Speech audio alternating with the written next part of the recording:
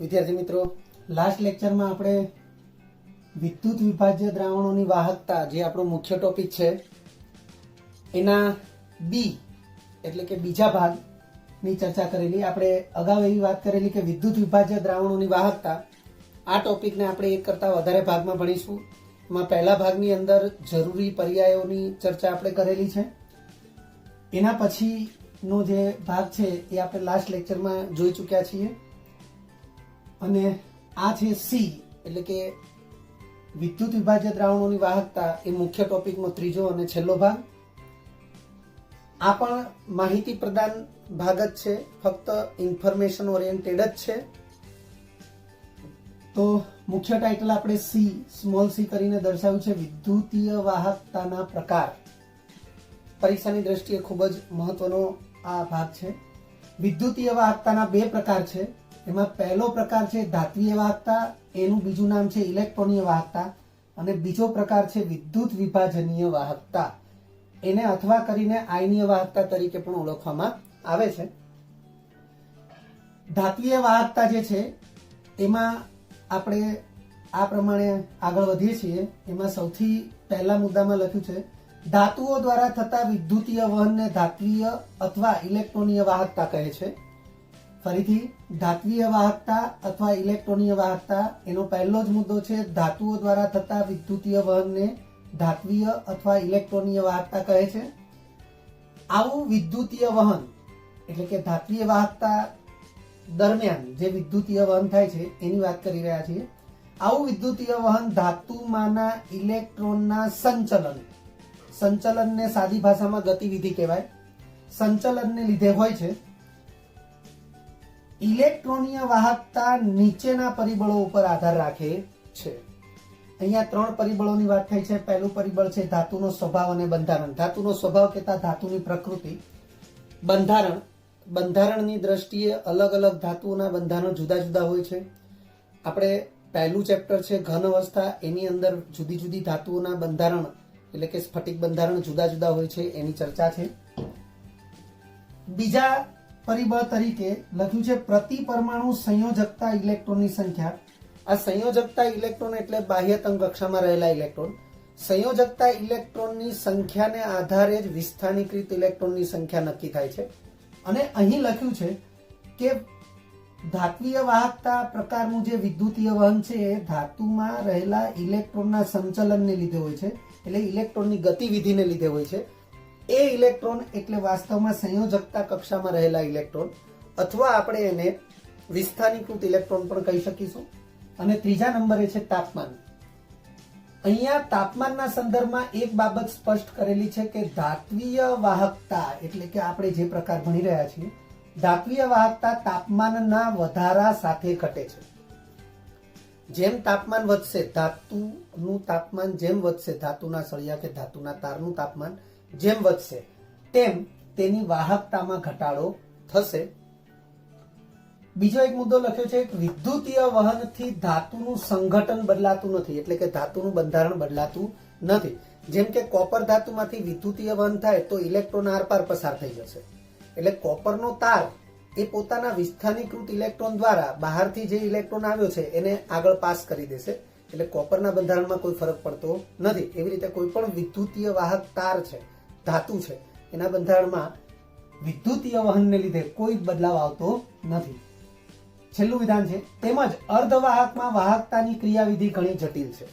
અર્ધવાહક પદાર્થોમાં વાહકતાની ક્રિયાવિધિ એના વિશે પણ ચર્ચા પહેલા ચેપ્ટરની અંદર છે, ત્યાં આપણે વધારે ડિટેલમાં ભણીશું. બીજો પ્રકાર છે વિદ્યુતીય વાહકતાના પ્રકારમાં બીજો પ્રકાર વિદ્યુતીય વિભાજનીય વાહકતા એટલે કે વિદ્યુત વિભાજનીય વાહકતા અથવા આયનીય વાહકતા. અહીંયા એક માહિતી આપી છે કે અતિ શુદ્ધ અથવા નિસ્યંદિત પાણીની વાહકતા અતિ અલ્પ હોય છે અને એનું મૂલ્ય એ 3.5 × 10⁻⁵ સિમેન્સ મીટર ઇન્વર્સ આપેલું છે. પરંતુ પાણીમાં વિદ્યુત વિભાજ્ય પદાર્થ ઓગાળવામાં આવે ત્યારે તેના વિયોજિત આયનોને લીધે વાહકતામાં વધારો થાય છે. આપણે ધારો કે પાણીની અંદર મીઠું ઓગાળીએ છીએ, મીઠું એટલે NaCl વિદ્યુત વિભાજ્ય પદાર્થ છે. આયનીય પદાર્થને વિદ્યુત વિભાજ્ય પદાર્થ કહેવાય. તો એ જેવું પાણીમાં દ્રાવ્ય થશે એટલે એના Na+ અને Cl- આયનો વિયોજિત થશે. Na+ અને Cl- આયનો વિયોજિત થાય તો એવા મુક્ત આયનો એટલે કે વિયોજિત આયનોને લીધે વાહકતામાં વધારો થાય છે. આમ હવે જે લખ્યું છે એ વ્યાખ્યા છે, વિદ્યુત વિભાજ્યના દ્રાવણોમાં હાજર આયનો વડે થતા વિદ્યુતના વહનને વિદ્યુત વિભાજનીય અથવા આયનીય વાહકતા કહે છે. ધાત્વીય વાહકતા જે છે એ ઇલેક્ટ્રોનના સંચલનને લીધે છે, એમ વિદ્યુત વિભાજ્યના દ્રાવણમાં જે વાહકતા છે એ વિયોજિત આયનોને લીધે છે. આયનીય વાહકતા નીચેના પરિબળો ઉપર આધાર રાખે છે. જેમ અહીંયા ઇલેક્ટ્રોનીય વાહકતા અથવા ધાત્વીય વાહકતા 3 પરિબળો ઉપર આધાર રાખે છે, એમ આયનીય વાહકતા અહીંયા 5 પરિબળો ઉપર આધાર રાખે છે. પહેલું પરિબળ છે વિદ્યુત વિભાજ્યનો સ્વભાવ. વિદ્યુત વિભાજ્ય જુદા જુદા સ્વભાવના છે. પ્રબળ છે, નિર્બળ છે, અલ્પદ્રાવ્ય છે, સુદ્રાવ્ય છે, એવા અલગ અલગ પ્રકારના વિદ્યુત વિભાજ્ય હોય છે. એટલે વિદ્યુત વિભાજ્યના સ્વભાવ પર આધાર રાખે છે. આયનોનું કદ અને દ્રાવક યોજન. આયનોનું કદ, આયન કદમાં નાનો છે, કદમાં મોટો છે. દ્રાવક યોજનનો મતલબ થાય, ધારો કે પાણીની અંદર વિદ્યુત વિભાજ્ય પદાર્થ દ્રાવ્ય કર્યો છે તો પાણીના અણુઓ વડે જે તે આયન ઘેરાઈ જશે, જેને જલ યોજન કહેવાશે. તો એવી રીતે જે પણ દ્રાવક હશે એના અણુઓ એ આયનોની આસપાસ વીંટળાઈ વળે, તો એવી જે ઘટના છે એ દ્રાવક યોજન તરીકે ઓળખાશે. દ્રાવકનો સ્વભાવ અને સ્નિગ્ધતા. દ્રાવક તરીકે શું લેવામાં આવ્યું છે? પાણી છે, મીન્સ કે ધ્રુવીય દ્રાવક છે કે અધ્રુવીય દ્રાવક છે, એટલે દ્રાવકનો સ્વભાવ છે. અને સ્નિગ્ધતા. સ્નિગ્ધતા એટલે એની ઘટ્ટતા. એ જે દ્રાવક છે એ જેટલું વધારે ઘટ્ટ હશે એમાંથી આયનને પસાર થવામાં એટલી જ વધારે મુશ્કેલી ઊભી થશે, એટલે કે સ્નિગ્ધતા. ચોથા નંબરે છે વિદ્યુત વિભાજ્યની સાંદ્રતા. વિદ્યુત વિભાજ્ય એટલે તમે ચોક્કસ કદના પાણીમાં જે વિદ્યુત વિભાજ્ય પદાર્થ ઉમેરો છો એની માત્રા, જો વધારે માત્રામાં વિદ્યુત વિભાજ્ય પદાર્થ ઉમેર્યો હશે તો સાંદ્રતા વધારે હશે, ઓછી માત્રામાં વિદ્યુત વિભાજ્ય પદાર્થ ઉમેર્યો હશે તો સાંદ્રતા ઓછી હશે. એટલે વિદ્યુત વિભાજ્યની સાંદ્રતા. અને 5મા નંબરે છે તાપમાન. અહીં પણ જેમ અહીંયા તાપમાન માટે એક વિધાન સ્પષ્ટ કર્યું છે, અહીંયા પણ તાપમાન માટે વિધાન સ્પષ્ટ કર્યું છે કે આયનીય વાહકતા એ તાપમાનના વધારા સાથે વધે છે.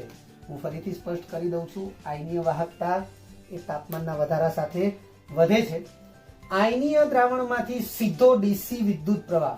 આ સીધો પ્રવાહ એટલે ડીસી પ્રવાહ. ઓલ્ટરનેટ એસી અને ડીસી એવા 2 પ્રવાહ હોય છે. અહીંયા સ્પષ્ટીકરણ કર્યું છે કે આયનીય દ્રાવણમાંથી ડીસી વિદ્યુત પ્રવાહ લાંબા સમય માટે પસાર કરવામાં આવે તો વીજ રાસાયણિક પ્રક્રિયા થવાને લીધે દ્રાવણના સંઘટન એટલે કે સાંદ્રતા અને બંધારણમાં ફેરફાર થઈ શકે છે. આ જે વિધાન છે એ વિધાનને અનુરૂપ ધાત્વીય વાહકતામાં એવું સ્પષ્ટીકરણ કર્યું છે કે વિદ્યુતીય વહનથી ધાતુનું સંઘટન બદલાતું નથી. જ્યારે અહીંયા એવું લખ્યું છે કે આયનીય દ્રાવણમાંથી ડીસી વિદ્યુત પ્રવાહ લાંબા સમય માટે પસાર થાય તો વિદ્યુત રાસાયણિક પ્રક્રિયા થવાને લીધે દ્રાવણના સંઘટનમાં ફેરફાર થઈ શકે છે.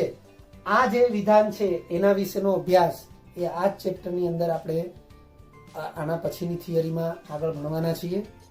એટલે આ વિધાનને ફરીથી ધ્યાનમાં રાખી લો.